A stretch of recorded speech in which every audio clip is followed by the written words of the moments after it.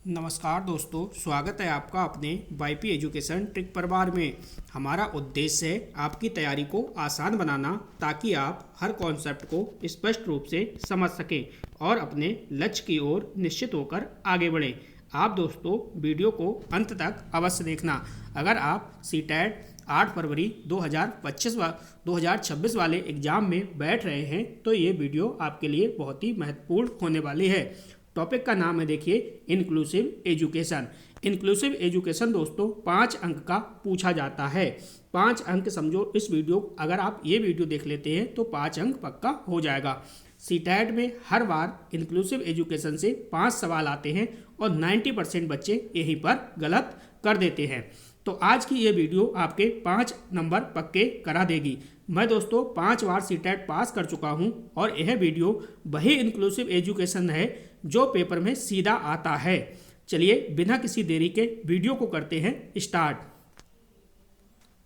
चलिए दोस्तों, 1 सेकेंड आपका और लेंगे, 1 मिनट लगेगा। सबसे पहले हमें ये भी जानना पड़ेगा कि आखिर हम तैयारी कर रहे हैं सीडीपी में तो क्या क्या चीज़ें पढ़ रहे हैं और कितना सिलेबस पढ़ लिया है, कितना सिलेबस रह गया है। देखो, सीटेट एग्ज़ाम है आपका, जो सब्जेक्ट है आपका सीडीपी है। सीडीपी आपका 3 पार्ट्स में डिवाइड है। जो पहला पार्ट है वो है चाइल्ड डेवलपमेंट, जहाँ से 15 अंक बनेंगे, और दूसरा है इंक्लूसिव एजुकेशन, जहाँ से 5 अंक आपसे पूछे जाएंगे, और जो तीसरा आपका पार्ट है वो है लर्निंग एंड पेडागोजी, जहाँ से कुल मिला के 10 अंक बनेंगे। दोस्तों हमने देखिए आपका कोर्स जो है कितना करा दिया। हमने चाइल्ड डेवलपमेंट जो कि 15 अंक का बनेगा, यहाँ से हमने 18 टॉपिक कंटेंट के आपको कवर करा दिए हैं। ठीक है, आज से जो हमारी क्लास स्टार्ट हो रही है वो हो रही है इंक्लूसिव एजुकेशन के लिए, यानी 5 अंक के लिए। 5 अंक में हम आपको 300 प्लस क्वेश्चन कराएंगे, यहाँ से आपके 5 अंक क्लियर हो जाएंगे। एक काम हमने आपके लिए और किया है, देखिए, हमने 8 वर्ष के जो सीटेट PYQ क्वेश्चन थे, सीधे सीधे हमने आपको इसकी बुकलेट जो है दोस्तों 12 बुकलेट हमने आपको सॉल्व करा दी हैं।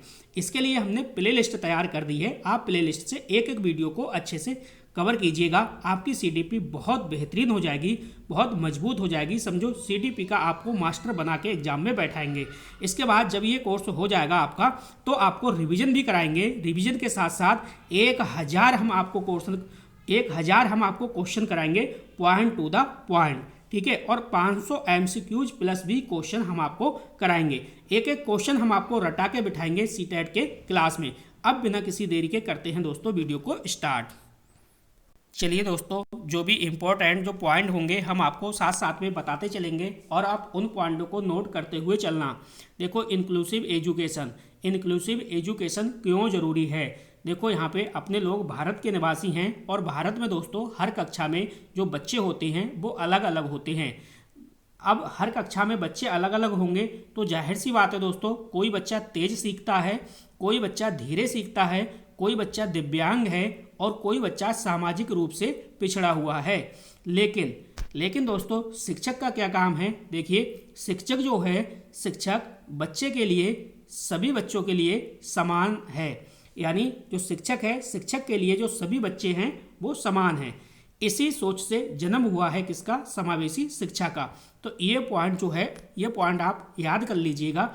इस पॉइंट को सीधे सीधे पेपर में पूछा जाता है। देखो, शिक्षक है, शिक्षक का काम क्या है। शिक्षक के लिए तो सभी बच्चे समान हैं, चाहे वो तेज बच्चा हो, चाहे वो धीरे गति से बच्चा हो, चाहे वो दिव्यांग बच्चा हो, चाहे कोई भी सामाजिक रूप से पिछड़ा हुआ बच्चा हो। लेकिन दोस्तों हमने अक्सर जो अपनी आंखों से देखा है, इसमें क्या है, टीचर जो होता है वो तेज बच्चे की तरफ जल्दी प्रभावित हो जाता है और तेज बच्चे की से लगाव जो है वो ज़्यादा रखने लगता है। लेकिन ऐसा आपको अब नहीं करना है, आगे से ध्यान रखना है। अब देखिए, जो अगली हेडिंग है हमारी वो है दोस्तों समावेशी शिक्षा की परिभाषा। आखिर दोस्तों समावेशी शिक्षा क्या होती है, इसको ध्यान से समझिएगा। देखिए, समावेशी शिक्षा जो है वो वह व्यवस्था है जिसमें विशेष आवश्यकता वाले बच्चों को समान बच्चों के साथ समान विद्यालय में समान पाठ्यक्रम के साथ शिक्षा दी जाती है। मेरी बात को समझे होंगे। ये देखो, NCERT के अनुसार मैं आपको बता रहा हूँ। यानी समावेशी शिक्षा क्या है, जिसमें विशेष आवश्यकता वाले जो बच्चे हैं उन बच्चों को सामान्य बच्चों के साथ, ठीक है, बिठाना है समान विद्यालय में और समान पाठ्यक्रम के साथ शिक्षा देनी है। देखो, सरल भाषा में समझो क्या नहीं करना है आपको। देखो, क्या नहीं करना है, अलग से स्कूल नहीं, अलग कक्षा बिल्कुल नहीं, अलग पाठ्यक्रम बिल्कुल नहीं, यानी सभी बच्चे क्या है, एक साथ। इस लाइन को आपको ध्यान रखना है दोस्तों, सभी बच्चे एक साथ। चलिए आगे बढ़ते हैं। अगला जो पॉइंट है, इस पॉइंट को भी आप डायरी में अपने नोट कीजिएगा। देखिए, समावेशी शिक्षा का जो अर्थ है वो अर्थ है सभी बच्चों के लिए समान अवसर, सभी बच्चों के लिए समान अक्षर। ये फैक्ट दोस्तों डायरेक्ट सीटेट के पेपर में पूछा जाता है। अब यहाँ पे जो अगली हेडिंग है हमारी, अगला जो पॉइंट है वो है समावेशी शिक्षा का उद्देश्य, यानी समावेशी शिक्षा का उद्देश्य क्या है। तो इसका उद्देश्य क्या है, देखो, समानता की स्थापना करना, यानी समावेशी शिक्षा का उद्देश्य क्या है, समानता की स्थापना करना, भेदभाव की समाप्ति करना है, किसी के साथ आपको बच्चों के साथ भेदभाव नहीं करना है। नेक्स्ट है सामाजिक समायोजन है। इसके बाद है देखिए आत्मसम्मान का विकास करना है। नेक्स्ट है सभी बच्चों की क्षमता का उपयोग करना है। तो ये जो उद्देश्य है ये है समावेशी शिक्षा के। तो इन उद्देश्यों को आप अच्छे से याद करिएगा, यहाँ से डायरेक्ट आपको पेपर में पॉइंट देखने को मिलेगा। चलिए बढ़ते हैं आगे। अब देखो, ये जो लाइन हमने लिखी है, जो हमने ये प्रिंट कर रखा है, इसको आप अच्छे से समझिएगा। देखो, समावेशी शिक्षा मतलब है समान अवसर और सभी का सम्मान करना। ये आप लाइन जो है वो डायरी में लिख लीजिए, यहाँ से पॉइंट बनेगा। अब देखो, ये समझो आप कि समावेशी शिक्षा है, समावेशी शिक्षा की आवश्यकता क्यों पड़ी, यानी समावेशी शिक्षा है, इसकी आवश्यकता क्यों पड़ी। तो देखो, इसके बारे में थोड़ा सा आप समझो। समावेशी शिक्षा की आवश्यकता क्यों पड़ी की आवश्यकता तो समझो। देखो, संविधान का आर्टिकल है वो 21 है, यानी समावेशी शिक्षा की आवश्यकता संविधान का आर्टिकल 21 में बात हुई है समावेशी शिक्षा की। ये बात आपको ध्यान रखनी है। शिक्षा सबका अधिकार है, तो शिक्षा सबका अधिकार है, ये भी बिल्कुल सही है। विविधता से भरा समाज है, यानी समाज में क्या है, विभिन्न प्रकार की विविधता है। तो जो विविधता है इसको आप पॉजिटिव वे में लेना है और नेगेटिव वे में नहीं लेना है। नेक्स्ट पॉइंट है वो है लोकतांत्रिक मूल। नेक्स्ट देखिए एनसीईआरटी का विचार क्या है, इस विचार को समझिए और यहाँ से ये पॉइंट जो है वो डायरेक्ट पेपर में छपेगा। समझो, देखो, जो विद्यालय है ना, विद्यालय को बच्चे के अनुसार ढलना चाहिए, ना कि बच्चे को विद्यालय के अनुसार। देखो, एनसीईआरटी का विचार कितना अच्छा है, उसका कहना है देखिए, विद्यालय को बच्चे के अनुसार ढलना चाहिए, ना कि बच्चे को विद्यालय के अनुसार। ये सारे पॉइंट आप नोट करते हुए चलना। आप हमारे दोस्तों टेलीग्राम चैनल से भी जुड़ सकते हैं और आप हमारे व्हाट्सएप ग्रुप से भी जुड़ सकते हैं। उसकी जो लिंक है हमने इस वीडियो के डिस्क्रिप्शन में डाल दी है। ठीक है, कोई भी आपको चिंता करने की बात नहीं है। सीटेट में हम दोस्तों सीटीपी का आपको मास्टर बना के बिठाएंगे, बस आप चैनल से लगातार जुड़े रहिए। चलो समझो, देखो अगला पॉइंट, अगला जो हेडिंग है हमारा वो है देखो विशेष शिक्षा बनाम समावेशी शिक्षा। आपको ये भी समझना पड़ेगा कि विशेष शिक्षा क्या होती है और समावेशी शिक्षा क्या होती है। यहाँ पे समझो, देखो, विशेष शिक्षा और समावेशी शिक्षा, यानी विशेष शिक्षा का मतलब क्या होता है, यानी अलग से विद्यालय स्थापित करना। समावेशी शिक्षा का मतलब है समान विद्यालय होगा जिसमें सभी बच्चे एक साथ बैठकर पढ़ेंगे। नेक्स्ट है अलग पहचान, यानी विशेष शिक्षा की अलग पहचान है, लेकिन जो समावेशी शिक्षा है इसकी समान पहचान है। नेक्स्ट है विशेष शिक्षा में क्या है, अलग पाठ्यक्रम होगा, लेकिन समावेशी शिक्षा के अंदर समान पाठ्यक्रम होगा, अलग अलग पाठ्यक्रम नहीं होगा। नेक्स्ट देखिए, विशेष शिक्षा में क्या है, अलगाव दिखेगा आपके लिए, लेकिन समावेशी शिक्षा में क्या है, सहभागिता आपको दिखेगी। तो दोस्तों ये सारे पॉइंट आपको पता होना चाहिए। ये देखो, मैं आपका बेस तैयार कर रहा हूँ दोस्तों, जिसका बेस मजबूत होता है वो कहीं पे भी मात नहीं खाएगा। ठीक है, तो मैं पहले आपका बेस तैयार कर रहा हूँ, यानी कह सकते हैं हम कि लो लेवल से लेके हाई लेवल तक आपको तैयारी कराई जाएगी, यानी सिंपल टू कॉम्प्लेक्स, सरल से जटिल की ओर। पहले चीज़ों को सरल सरल समझेंगे, फिर उसके बाद कठिन चीज़ें आसान हो जाएंगी। अब देखो यहाँ पे एक पॉइंट समझो, देखो सीटेट की ट्रिक क्या है, जहाँ आपको अलगाव दिखे, जैसे 4 ऑप्शन देगा, वो 4 ऑप्शन में जिस विकल्प में आपको अलगाव दिखेगा वो उत्तर गलत होगा। वो उत्तर तभी सही होगा जब उसका जो क्वेश्चन है वो नेगेटिव हो, यानी नेगेटिव क्वेश्चन का आंसर भी नेगेटिव होता है, तो उस कंडीशन में ये सही होगा और पॉजिटिव के साथ ये सही नहीं होगा। जहाँ आपको सहभागिता दिखे, ऑप्शन में जहाँ पे भी आपको सहभागिता दिखेगी वहाँ आपका जो उत्तर है वो सही होगा। ठीक है, चलिए इतनी बात आपने समझ ली। अब बढ़ते हैं दोस्तों आगे की ओर। दोस्तों अभी तक आपने अगर चैनल को सब्सक्राइब नहीं करा है तो आप चैनल को सब्सक्राइब कर लीजिए, और वीडियो आपको समझ में आ रही हो, 1% आपके काम की हो तो प्लीज़ लाइक अवश्य करिएगा। विशेष आवश्यकता वाले बच्चे, तो इनको भी समझना आपको बहुत ज़रूरी है दोस्तों, यहीं से पेपर बनता है। दृष्टिबाधित बच्चे, जैसे दृष्टिबाधित बच्चे हैं तो उनको आप किस प्रकार से शिक्षा दोगे, उनको आप किस प्रकार से सिखाओगे, तो आप ब्रेल लिपि मेथड का इस्तेमाल कीजिए, ऑडियो सामग्री का इस्तेमाल कीजिए, ठीक है, क्योंकि वो आंखों से तो देख नहीं सकता, क्योंकि वो दृष्टिबाधित बच्चा है, तो आप देख नहीं सकता है लेकिन वो सुन सकता है, तो ऑडियो सामग्री का यूज कीजिए। बड़ा अक्षर जो भी होगा वो स्पर्श कर करके बच्चा सीखेगा। दूसरा जो है दोस्तों वो है श्रवण बाधित बच्चा, यानी श्रवण बाधित बच्चे वो होते हैं जैसे वो सुन नहीं पाते, तो उनके लिए आप किस प्रकार से सिखाओगे, जैसे कौन से हाव भाव उसके सामने प्रदर्शित करोगे जिससे कि वो समझे। जैसे देखो सांकेतिक भाषा का आप यूज कर सकते हैं, संकेत दे देकर, ठीक है, पढ़ा सकते हैं उसे, और होठ पढ़ना, ठीक है, इससे भी, और चित्र आधारित शिक्षण। तो ये जो पॉइंट हैं ये श्रवण बाधित बच्चे के साथ आप अगर इस्तेमाल करोगे तो बच्चा आसानी से चीज़ों को समझने लगेगा और सीख जाएगा। अगला जो बच्चा है वो है गतिक बाधित बच्चे। अब गतिक बाधित बच्चे आप समझ रहे होंगे दोस्तों, जो पैरों से एक प्रकार से आप कह सकते हो विकलांगता एक प्रकार से, ठीक है, तो ये गतिक बाधित बच्चे हैं। इनके लिए क्या है, इनके लिए रैंप की व्यवस्था की जाए, व्हीलचेयर सुविधा प्रदान की जाए, और इनके लिए सहायक उपकरण का आप जो है वो प्रबंध कराएंगे। नेक्स्ट देखिए बौद्धिक अक्षमता, ठीक है, कुछ बच्चे ऐसे होते हैं जो बौद्धिक अक्षमता वाले होते हैं, तो उनके लिए आपको किस प्रकार से शिक्षा देनी है, किस प्रकार से बच्चों को पढ़ाना है, तो उनके लिए आप क्या करना है, देखो सरल भाषा का इस्तेमाल करिए, छोटे छोटे लक्ष्य दीजिए, हैं, दोहराओ, तो बच्चा आराम से पढ़ जाएगा। डांटना, मारना, फटकारना, चिल्लाना, कठोरपन, रूम से बाहर करना, ये सब अब नहीं चलेगा, क्योंकि जो शिक्षा जो है दोस्तों वो बाल केंद्रित है, ना कि टीचर केंद्रित, अध्यापक केंद्रित अब नहीं रही।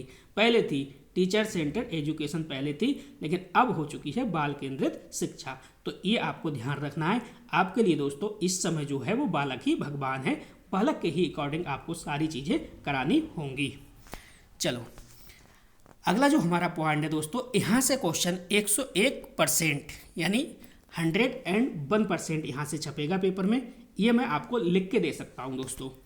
देखिए डिसलेक्सिया क्या है, पढ़ने में कठिनाई है। अब देखो यहाँ पे एक शब्द है, मेरा ध्यान से समझना, यहाँ पे लिखा है देखो डिसलेक्सिया में लेख। अब देखो कोई भी लेख होगा तो लेख को आप किसका काम करोगे, तो लेख को आप पढ़ने का ही काम करोगे। तो इस चीज़ से आपको याद रखना है, जिस शब्द में लेख आए तो लेख में क्या है, आप उस लेख को क्या करोगे, पढ़ोगे, तो ये पढ़ने से संबंधित है। नेक्स्ट है डिस्ग्राफिया। अब देखो डिस्ग्राफिया में क्या आया है दोस्तों, ग्राफ आया है। क्या आया है, ग्राफ।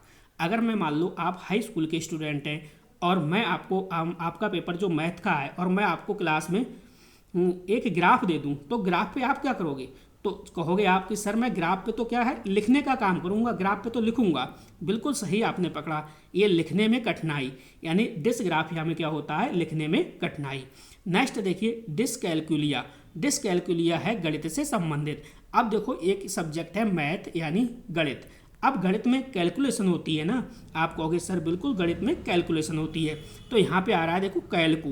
क्या आ रहा है, कैलकू जहाँ पे आएगा समझ जाना कैलकुलेशन किस में होती है, गणित में होती है। तो यहाँ से दोस्तों एक क्वेश्चन 100% पेपर में बनेगा, ये निश्चित है।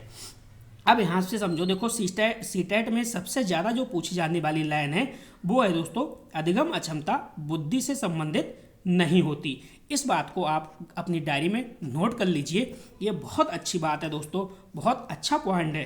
ठीक है, क्या है देखो, अधिगम अक्षमता जो होती है वो बुद्धि से संबंधित नहीं होती है, इस बात को आप नोट कर लीजिएगा।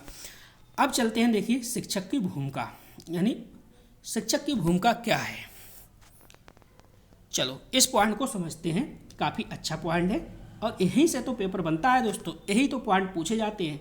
देखो एक समावेशी कक्षा में शिक्षक, ठीक है, एक समावेशी कक्षा में जो शिक्षक है उसकी जो भूमिका है वो किस प्रकार की भूमिका अदा करनी चाहिए, किस प्रकार की भूमिका वो बच्चों के प्रति रखेगा, इस प्रकार से आप कह सकते हैं। देखो सकारात्मक दृष्टिकोण रखता है, यानी जो टीचर है, टीचर जो है वो समावेशी, टीचर जो है वो सकारात्मक दृष्टिकोण रखता है सभी बच्चों के प्रति।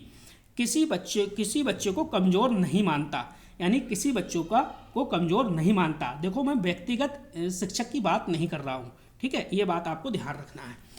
किसी बच्चे को कमज़ोर नहीं मानना है, शिक्षण को अनुकूलित करता है, यानी जो शिक्षक होता है वो क्या करता है, शिक्षण को अनुकूलित करता है। सहयोगी वातावरण बनाता है, ये काम किसका है, शिक्षक करता है, ये शिक्षक की भूमिका है। निरंतर मूल्यांकन करता रहता है, यानी जो बच्चे होते हैं बच्चों का निरंतर मूल्यांकन करता रहता है, कौन, शिक्षक। ये जो हो गई ये शिक्षक की भूमिका हो गई। यहाँ से भी क्वेश्चन सीधे सीधे पूछा जाता है सीटेट के पेपर में।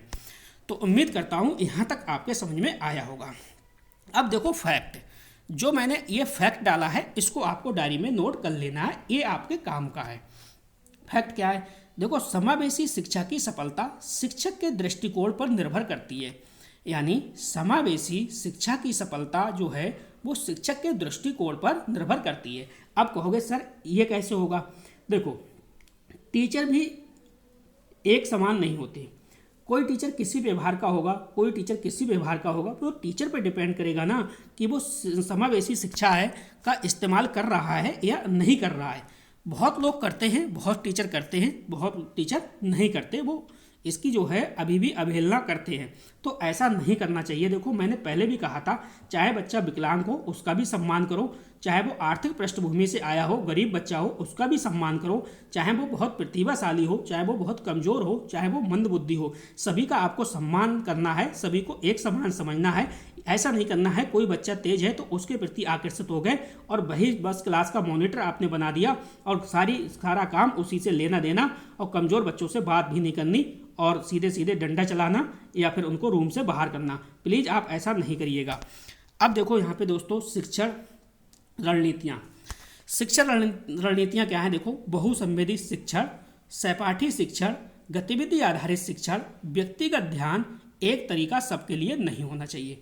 देखो बहुसंवेदी शिक्षण आपके समझ में आ रहा होगा, बिल्कुल सिंपल है। सहपाठी शिक्षण यानी सहपाठी मतलब आपस में जो बच्चे होते हैं, सहपाठी शिक्षण वो भी आपकी समझ में आ रहा होगा, और गतिविधि आधारित शिक्षण ये भी आपकी समझ में आ रहा होगा।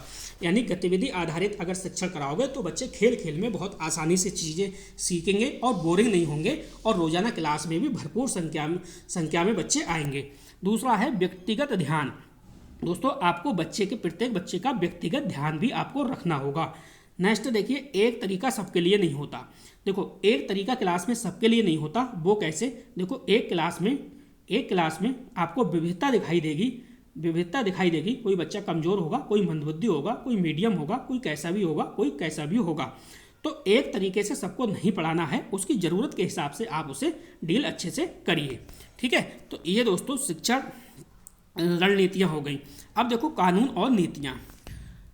और नीतियों की बात करते हैं दोस्तों यहाँ पे। तो कानून और नीतियाँ देखिए, देखो आरटीई एक्ट 2009 आपको ध्यान रखना है। आरटीई